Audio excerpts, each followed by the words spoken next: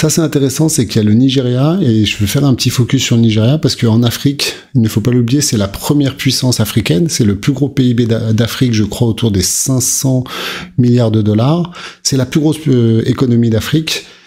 Et ils veulent réguler parce qu'ils voient bien que c'est hyper adopté, et ils veulent réguler parce que, comme souvent, on dit que voilà, il y a le crime, le monde du crime, du terrorisme et tout ça qui passe par les crypto-monnaies. C'est surtout que le Bitcoin est très très utilisé au Nigeria. Et si vous allez sur Google Trends, n'hésitez pas à aller voir dans tous les pays, et ben vous remarquerez une chose, mis à part le Salvador bien évidemment, qui en parle un peu plus parce que ils ont accepté le Bitcoin. Et ben, depuis 4 ans et demi que je suis dans les cryptos, j'ai toujours vu le Nigeria numéro 1. Maintenant, il y a le Salvador, mais c'est le Nigeria. Ensuite, la Suisse. Pas mal d'abonnés suisses, je vous salue en passant. Mais vous le savez, la Suisse, dès qu'il y a de l'oseille, ils sont présents. Hein. Et ensuite, vous avez, mine de rien, l'Autriche et les Pays-Bas. 3 pays européens, mine de rien, dans le top 5. On peut dire que c'est plutôt une bonne nouvelle. Hein. J'aurais bien vu plutôt les États-Unis, surtout avec l'ETF. Le Nigeria, voilà, il est complètement en tête et il se fait dépasser juste par le Salvador. Liquidation, pareil. Regardez, on a pratiquement tout liquidé au nord. Oui, il reste de l'argent jusqu'aux 52 000. Mais voilà, là, pour le moment, à long terme, on va dire qu'on a liquidé toutes les grosses poches. Oui, il y a des grosses poches beaucoup plus basses. Bon, là, ça commence à faire un peu bas. Après, ce qu'on peut faire, c'est mettre en 7 jours, voir ce qui s'est passé. Donc, c'est la dernière semaine, voir où est-ce qu'il y a de l'argent. J'ai bien envie de spéculer sur le fait que voilà, il y en a plus au sud. Alors, hop, on va juste zoomer. Voilà. Donc oui, il y a quand même pas mal d'argent. Bon, je me suis trompé, il y a quand même encore pas mal d'argent sur les 49. Donc peut-être aller un petit dernier pop avant par contre d'aller au sud. Parce que regardez, oui, ici il y a un gros cluster sur les 48 900 $, 49 000 $. Mais après, c'est vrai qu'au-dessus, il n'y a plus grand-chose. Alors qu'au sud, regardez, il y a tellement de thunes qui est en train de s'accumuler. Donc encore une fois, une data qui ne me plaît pas trop les potes. Ensuite, autre chose niveau achat-vente. Par contre, j'ai vu quelque chose tout à l'heure qui m'a un peu excité. Alors, le truc, c'est que je ne sais pas si la data est bonne ou pas. Je vous tiendrai au courant. Mais là, en gros, tout simplement, donc on a donc les particuliers qui continuent à vendre, donc ça c'est très bien. Les whales qui continuent d'acheter, même si on voit qu'elles commencent à s'épuiser, d'accord. Regardez clairement, là on monte et d'un coup on commence à latéraliser. Donc là c'était une data qui ne fait pas trop plaisir, même si c'est pas bearish. Encore une fois, je vous l'ai dit, je suis pas bearish. Hein. Je commence juste à être un peu plus moins bearish que ce que je commence à être moins bullish que la semaine dernière. La semaine dernière j'étais ultra bullish. Cette semaine je suis un peu plus neutre en fait. C'est juste ça. Hein. Je vous dis pas de vendre non plus. Hein. Par contre, regardez là c'est les ultra giga whales. Donc là c'est les très grosses whales. Mais d'un coup regardez, ça a explosé ce matin. Donc là c'était juste avant que je prépare la vidéo. Donc je sais pas ce qui s'est passé. Je sais pas si c'est un bug ou pas, le cours n'a pas bougé. Donc moi c'est ça qui m'embête un petit peu, donc je vous tiendrai au courant. Mais si c'est vraiment des achats qui sont passés, c'est juste en fait que ça met du temps, on va dire, à se déverser sur les cours. Je sais pas trop ce qui s'est passé, je trouve ça un peu chelou. Bref, je vous tiendrai au courant, je pense que c'est un bug. Mais bon, si c'est pas un bug, ça risque de péter très fort mais à la hausse. Donc je vous tiendrai au courant. Ensuite, niveau ETH, niveau order flow.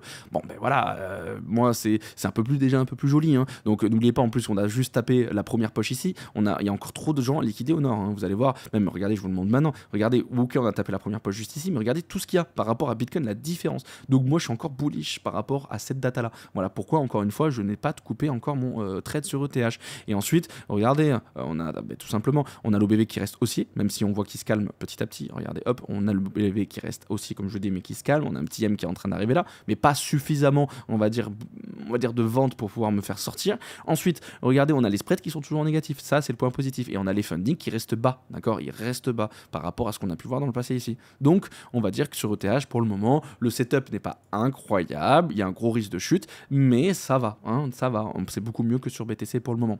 Ensuite, niveau order book, bon, voilà, hein, par contre ça me plaît moins. Vous avez vu, je suis hyper indécis, hein. Généralement quand je suis indécis, ça se passe pas très bien, bref.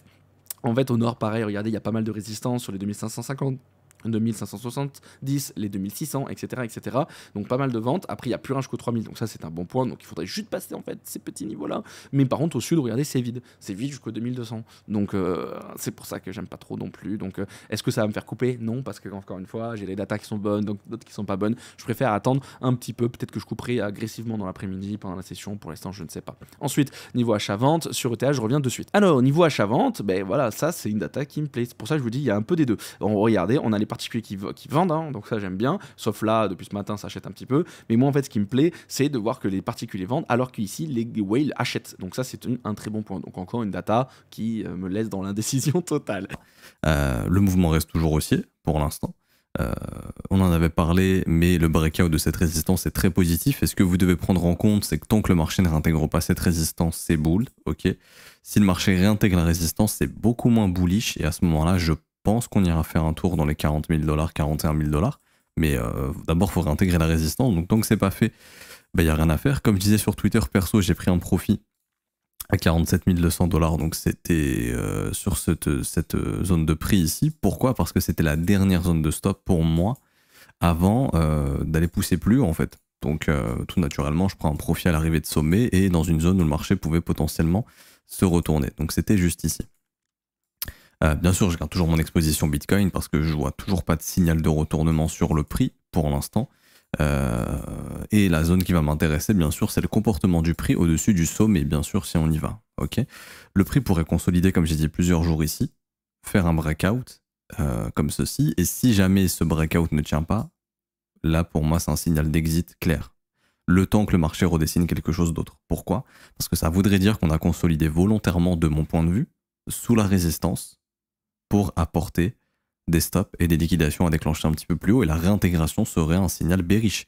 Parce que on n'est pas censé réintégrer les breakouts qu'on fait dans un marché haussier. Quand votre marché fait une résistance comme ça, qu'il breakout et qu'il réintègre, c'est jamais positif. Tout comme quand vous avez un breakout d'un support et qu'il est réintégré, c'est plutôt bullish. Bah là, ce serait exactement la même chose. Okay, pour l'instant, on est loin de tout ça. On est sur une zone hyper intéressante. Ce qu'il faudrait également pour attirer de nouvelles personnes, parce que là, les gens n'ont rien à foutre du marché crypto, c'est d'aller chercher les 50 000. Si on atteint les 50 000, les médias vont commencer à en parler. Si les médias en parlent, ça va attirer de nouvelles personnes, c'est de la liquidité fraîche, et ça peut justement continuer de faire pousser le marché. Donc de le faire pumper. Voilà, donc pour moi, il faudrait vraiment essayer d'atteindre les 50 000, et je pense que ce serait, d'un point de vue aussi sentiment et psychologie, je pense qu'il y en a pas mal qui vont devenir bullish, qui étaient bearish, qui ne croyaient pas trop à ce mouvement haussier, qui attendent toujours 35 000, etc. D'ailleurs, hein, si on revient à 35 000, si jamais, c'est-à-dire que, imaginons, le marché fait ça, et là on reprend un trend baissier. Si on revient à 35, accrochez-vous parce que, ok, 35 000 c'est intéressant, mais ça pourrait indiquer que le marché puisse aller bien plus bas. Quand je dis bien plus bas, c'est peut-être 28-30 000 $.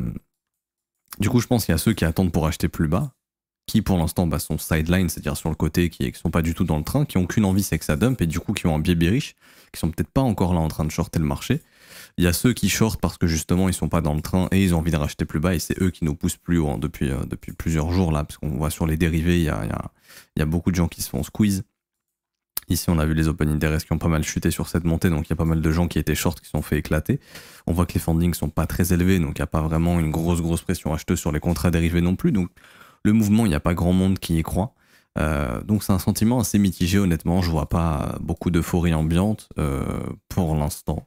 Je vois plutôt des gens bearish qui croient pas trop au mouvement haussier.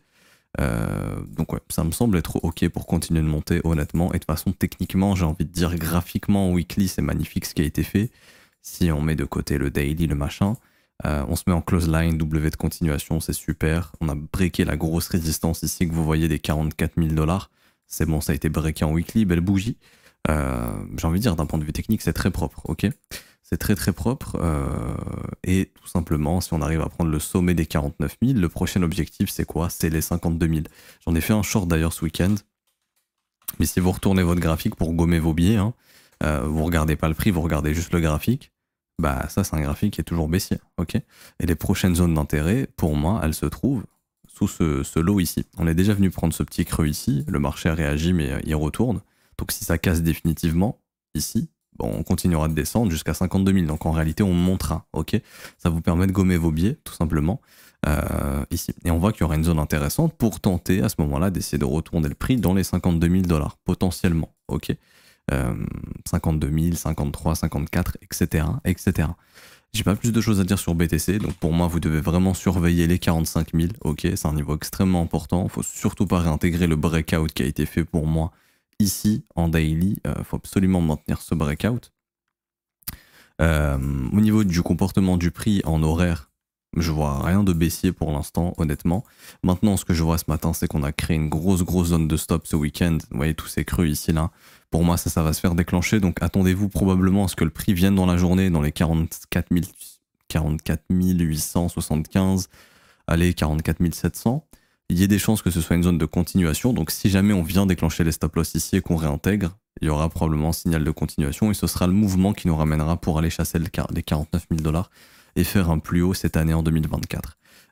En revanche, si on vient ici et que le prix ne réagit pas, et qu'on continue de dumper, à ce moment-là, on peut avoir un dump plus profond et récupérer beaucoup plus de creux qu'on a laissé traîner. Par exemple, les 47 005, par exemple, les 46 008, par exemple, les 46 006. Ok, ça serait un premier retracement de ce mouvement ici parce qu'on chasse tous les vendeurs, on accumule tous les acheteurs. Et si jamais la première zone de stop qu'on tape, elle ne tient pas, à ce moment-là, il y a un risque correctif plus profond. Ok, quand je dis plus profond, c'est grosso modo, ça peut taper quelques plus bas ici. Par exemple, si là, voyons, en horaire, on voit bien. Ça, c'est un système de continuation qui fonctionne très bien généralement quand on fait ça. Mais imaginons qu'on fasse ça et qu'ici, ça ne réagisse pas. Ça risque d'aller récupérer des stops, par exemple, jusqu'à 47 000 $. Imaginons, ok. Ethereum, ici. Donc on est venu en zone de rechargement de short, vous vous rappelez, c'était l'objectif en cas de cassure de la résistance ici sans réintégrer, donc on n'a pas du tout réintégré, donc on pousse jusqu'à la zone de rechargement de short. Toutes les zones de stop que vous voyez ici, ça correspond soit à des plus hauts journaliers, des plus hauts hebdomadaires, etc., etc. Donc on aurait une zone de stop assez intéressante au niveau des 2620 $. J'ai une alerte d'ailleurs. Pour moi, c'est la zone de stop idéale pour amener Ethereum. Après, encore une fois, ça ne veut pas dire que le prix va y venir, mais on a beaucoup de stop loss à ces niveaux. On est aussi en train d'accumuler beaucoup de stops au sud, bien évidemment, mais bon, tant que le flux est haussier, on laisse le prix monter. Est-ce qu'on aurait l'information que ce flux haussier est fini pour l'instant? Non, pas à ma connaissance. Si on vient casser le dernier creux ici des 2400 $, peut-être que ça ouvrirait à ce moment-là quelque chose d'un peu plus baissier pour trouver un sommet descendant et là débuter un retracement sans aller chercher les stops à 2620. Mais pour moi, tant qu'on ne casse pas le dernier creux à 2470 $ à peu près, la dynamique est toujours haussière et donc l'objectif est de continuer de monter et au moins de venir chercher les stops à 2620 à peu près et 2580 $. Également sur OTH, si vous voulez pas vous prendre la tête, vous vous rappelez, on a cassé le range ici au nord, on a réussi à le recasser. Vous vous rappelez, ici on a vu les deux scénarios, pullback, continuation haussière, donc ça c'est le scénario haussier. Ok. Par contre, si on réintègre le range qui a été cassé, là ça redevient beaucoup plus baissier et je pense que l'objectif ce sera de venir récupérer tous les stops que vous voyez ici sous les 2150 $. Donc là, il faut absolument que la résistance qui a été cassée soit maintenue. Ok. Parce que si c'est pas maintenu, ça peut vraiment déclencher un mouvement correctif. Retour sur le bas du range à 2160 et ça voudrait dire que grosso modo, Bitcoin en fait il est en train de former ici potentiellement un rejet pour faire une sorte de double top et retourner potentiellement sur la résistance des 45 000 et si ça tient pas, ça retourner encore une fois dans le bas du range dans les 40 000 $. Ça serait pas impossible, c'est pas impossible, ok. C'est une éventualité. Maintenant, ça c'est vraiment si Ethereum réintègre à nouveau le range qui a été breaké. Si ça ne réintègre pas, on fait pullback, on continue et on ira probablement chasser les 2615 $ et ensuite on verra si on peut faire un nouveau plus haut. N'oubliez pas, on a deux gros narratifs haussiers. Pour avril et mai, on a l'halving du Bitcoin, on a les ETF d'Ethereum potentiellement. Il n'y a plus personne qui en parle, mais c'est toujours sur la table. Si c'est approuvé, ça devrait être au mois de mai. Donc on a quand même encore mars, avril, mai, 3 mois qui pourraient être haussiers d'un point de vue narratif, et l'halving et les ETF d'Ethereum. Pour l'instant, des narratifs qui sont totalement mis de côté. On n'en parle pas dans les médias, il n'y a plus personne qui en parle. Mais potentiellement, la cassure du plus haut des 2719 $ si on le fait sur Ether, pourrait redéclencher. Honnêtement, je m'attendais à ce qu'on casse la résistance et que le narratif soit remis en place, que les gens reparlent des ETF, etc. Ça n'a pas été le cas, donc soit ces ETF ne seront pas acceptés, comme je l'ai déjà dit, donc il y a des insiders qui sont déjà au courant, soit ce sera accepté, c'est juste qu'il n'y a pas encore assez de momentum ici pour reparler de ce narratif ETF, tout simplement. Donc voilà, plutôt positif dans l'ensemble. Maintenant, grosse vigilance et des grosses zones de profit quand même. Les 61,8, zone de rechargement de short. Les 48 200 qui était la zone de stop, donc le plus haut de 2022 qui a été chassé. On revient tester ce niveau encore une fois.